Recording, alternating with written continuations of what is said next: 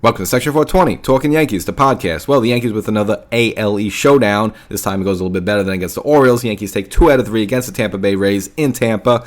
A lot of good stuff from this series, mainly from Luis Gil, Clarke Schmidt, Aaron Judge, and of course Clay Holmes. He keeps rolling along. Got to get a little concerned with Nestor. Again, another road game where he gets knocked around a little bit, and I kind of featured that in one of the most recent YouTube episodes, kind of the Jekyll and Hyde Nestor Cortez, and again, it just proved itself in this series there. I want to say the Yankees should be concerned about it yet. I mean, he's a veteran pitcher, but it is kind of glaring his home and away splits there. So again, it's all this cool stuff. But before we get started, if you're not a podcast subscriber here, make sure you do that. Not only get these little, I don't say wrap up after every series, but a lot of check-ins throughout the rest of the season as we go along here. Any big news, notes, trades, anything like that, we'll give you my take there. And of course, some other cool stuff like Yankee history and other Yankee-related stuff.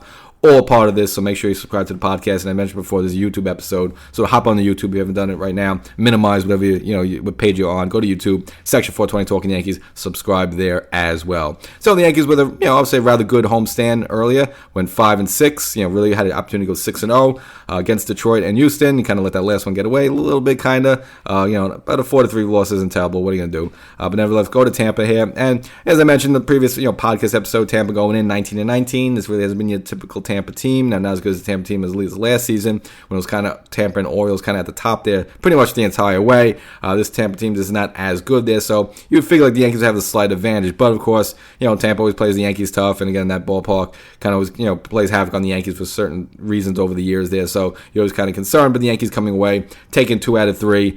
The first game, of course, Clarke Schmidt, probably his best start of the year. Got stretched out the furthest, and all the offense he was needed was Anthony Rizzo getting an RBI early on, and then later on hitting a home run. And 2 runs was all the Yankees needed with Clarke Schmidt, the bullpen, of course, Clay Holmes, who just continues to be 0.00 ERA, spectacular there, and definitely on his way to an all-star, if he just keeps this up, no doubt about it.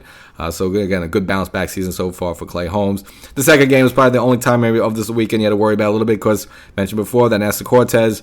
Again, I highlighted this in the most recent YouTube episode. Definitely, two different pitchers this season so far. And if you look at his home and away record, on the road he's like 1-4 with an ERA of almost 7, and just continuing this game. Whereas at home, pretty much all his home starts, he pitched 7 innings or more, and the ERAs is just totally different. On the road, he's almost hit again of 7. At home, he's like pitching an ERA of 1.5 barely.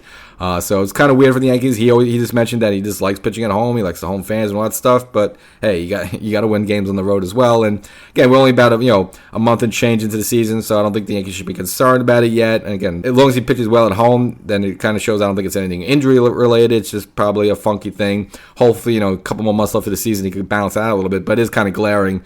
And if you look at him, he's almost lucky. The first game of the year in Houston, gave up a 4 spot early on, and luckily the Yankee offense bailed him out and able to steal that first win, first win of the year. But that could have been another loss for him there. So again, it is kind of concerning. So we'll see. Again, not a big concern, but it is kind of glaring that it's been going on there. So again, Yankees get slapped around in the second game, which then brings us to the rubber match. Kind of one of the more satisfying things. I don't know, you could throw it up there between Luis Gil and Clarke Schmidt. You like to see the young guys really doing well. But, I think of the two of them, Gil has the more powerful arm. It looks like he has the highest ceiling. So you kind of want to see him really take off and gives the Yankees another 6 brilliant innings. I know he gives his walks here and there, but again, just like pretty much all the games this season, and maybe except one, gives the Yankees a great opportunity to get their offense going, and they did early. Took a 6-1 lead. Even Judge going deep in this game, and Aaron Judge, you can tell he's right when he's a lot of his home runs, it's kind of left, right, center field there. You see him not pulling the ball, just using the entire ballpark, and then a lot of his home runs, you remember back to that 62 season, especially at Yankee Stadium, because it's a short porch there, going opposite field, and he did that here in Tampa. But of course, the Yankee bullpen, gave the Yankees a little bit scared. Now, it's Nick Burndy, who finally come back after being on the IL for a while, so he's kind of getting his wits back to him. So I don't blame him too much. But Caleb Ferguson, this is yet another game he almost contributed to blowing, and I've mentioned him a few times both here and on the YouTube channel. At least 3 losses you could attribute to him, and he possibly could have helped blow this one from the Yankees. But nevertheless, they're able to hold on, at least keep the fort down to 6-5, and then Gleyber Torres with a runner on, and this is probably the most clutch home run Gleyber Torres has hit probably in 3 or 4 seasons. one of my problems about him, like after the 5th inning, he pretty much disappears. I mean, you never get a big. I know he's had a couple of walk-offs, okay, like 4 or 5 years ago. But in terms of like big home runs, big clutch home runs like that, I mean, this guy disappears after the 5th inning all the time. And so late in the game, him hit a 3-run insurance home run there with a couple runners on there, increases the Yankee lead there, and it kind of just gives them a little more breathing room. And so then you look at the final score eventually of 10-6 there. But again, the Yankees were big up in this game, but the bullpen almost blew it. But luckily with Gleyber Torres, again, that's probably his most clutch home run he's had. It's got to be at least 3 or 4 seasons. No, is this going to get him going? We'll finally see. I mean, this is like his 2nd home run of the year. He's gotten off to a terrible start. And again, he's playing for a contract. Is that getting his head a little bit? I don't know. But at least maybe, it's just good bright stuff for him. Maybe he could use that and start finally get it going here, because he's really been struggling to start here. So, but again, a big clutch home run for Gleyber Torres. And the Yankees, again, taking 2 out of 3 against Tampa. But the Yankees have been pretty much doing, most of the way here, this winning series, a couple of sweeps here and there, but this winning series, building up those wins, and now they'll move on. They'll face the AL Central Minnesota Twins in Minnesota.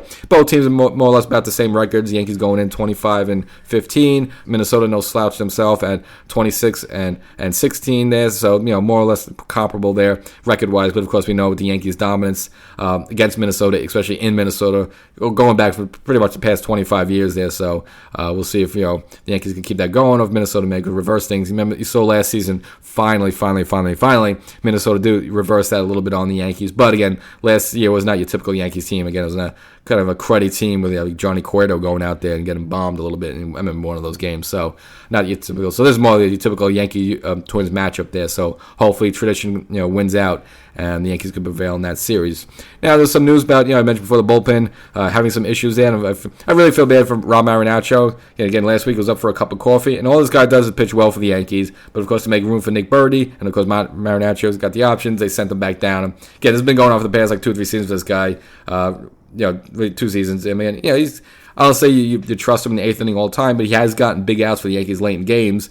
But at some point, just whatever reason, they always just end up sending him back down. And sometimes he gets hurt himself there. But I'm sure he's got to be kind of punching the wall a little bit there. Nevertheless, all he does is pitch well here, and he ends up getting sent down there. So go figure that one out. But Yankees again gonna need some bullpen reinforcements as the season goes along. A little news, some good, some bad. Tommy Kahnle finally with the minor league rehab game.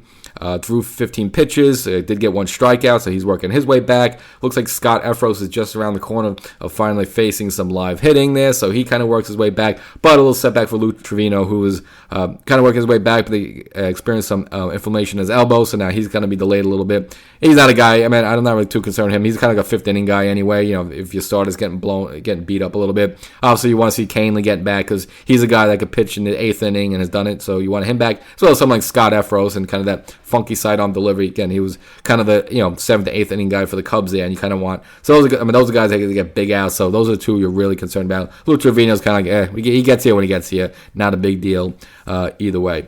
So that's the episode. Things relatively good for the Yankees. You like the good starting pitching there. Really gives Cole the opportunity to really just, obviously he wants to get back as well, but it's not an emergency situation.